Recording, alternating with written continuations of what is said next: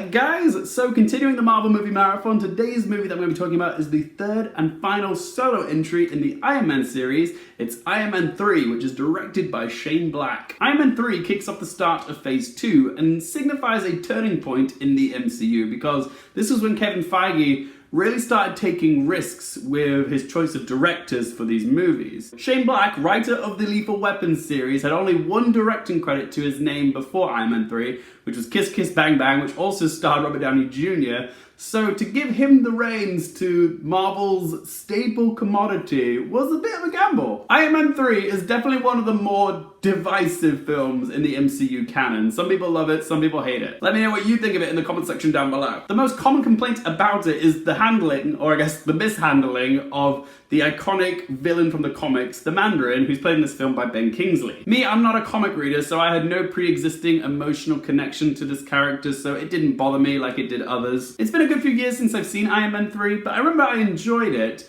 and upon rewatch, even though I did have my issues with it, I still had an entertaining time with it. Not in the same leagues as Iron Man 1, but a substantial step up from Iron Man 2. Okay, so positives. Firstly, I will say that I quite liked what Shane Black brought to the table with Iron Man 3. The film definitely has its own style and flavours when you compare it to the other MCU movies. This is very much Shane Black doing a Marvel movie. And with his blend of brash humour and explosive action, Iron Man is a logical choice for Shane Black. His movies are a little bit narcissistic, they're a bit cocky, they've got swagger. So yeah, it's a match made in heaven. He also keeps the film moving at a great pace. Not once was I bored watching this film. The plot sees Tony go head to head with the terrorist, the Mandarin, who really doesn't like America. After the Mandarin destroys Tony's Malibu home, Tony flees to Tennessee to regroup and make repairs on his suit. With the help of an adorable and tech-savvy kid called Harley, played by Ty Simpkins, Tony investigates some unusual bomb attacks and discovers some even bigger revelations about the Mandarin, which link to some people from his past. One thing that I definitely appreciated was that the writers incorporated the events of what happened in the Avengers into Iron Man 3. Since Tony went through the wormhole and saved New York, he's been prone to having anxiety attacks. I liked that there was an emotional continuity between the Avengers and Iron Man 3 because it texturizes the character of Tony. Robert Downey Jr. does a great job of showing the cracks in his armor, seeing him struggle with anxiety and PTSD. It just makes him more human. I particularly enjoyed a scene in his lab where he allowed himself to be vulnerable in front of his love Pepper Potts, played by Gwyneth Paltrow. The action scenes are also terrific, from the whizzing assembly of Tony's new suit, which clips onto Tony's body like some sort of metallic jigsaw, to the breathtaking skydive Barrel of Monkeys rescue sequence, which feels like a tandem skydive with the cameraman, to the shipping freighter finale where they rescue the president and Tony's suits act like fireworks in the sky. It's all exciting stuff. There's plenty of fun to be had here. This also being a Shane Black movie means there's nary an opportunity to throw in some snappy one-liners. There's wisecracks about focus groups not liking the name War Machine, so they rebrand it to Iron Patriots. Happy Hogan likes Downton Abbey. And some of the funniest stuff in this film is the banter between Tony and this little kid Harley. They have great volley together. Harley will say something, Tony will hit it right back, and vice versa. I love the scenes between Tony and Harley because it almost feels like practice for Tony's relationship with Peter Parker and his own daughter Morgan, which is to come.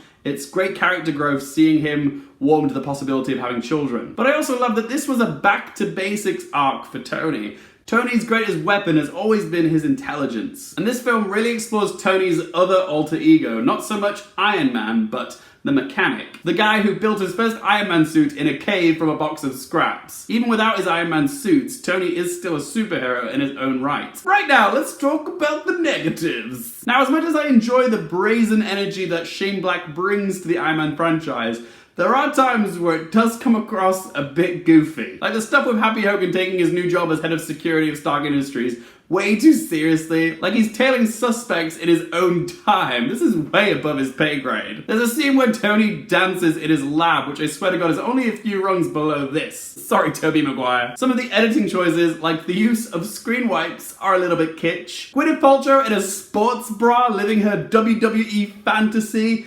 That happens. Oh yeah, Aldrich Killian breathes fire, can't forget that. And then there's the Mandarin reveal.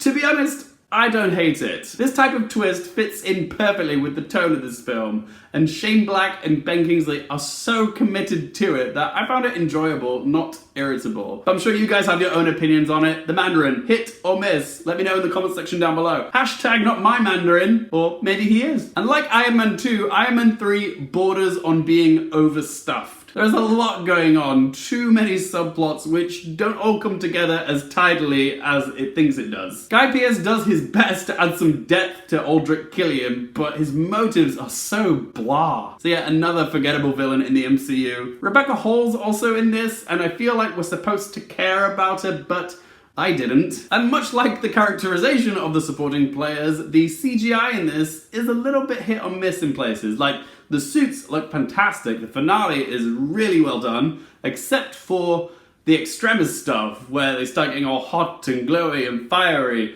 Like I said, fire is a difficult thing to nail in CGI, and yeah, just comparatively to the amazing CGI of the suits, it just looks very low-budget sci-fi channel special effects. Sorry. But yeah, wasn't convinced. Alright, so it's time to ask those questions. Firstly, would I recommend it or skip it? Oh, I'm gonna recommend it. I know a lot of people probably would skip this one, but despite its flaws, I still found it very entertaining. And final question, what score do I give it out of 10?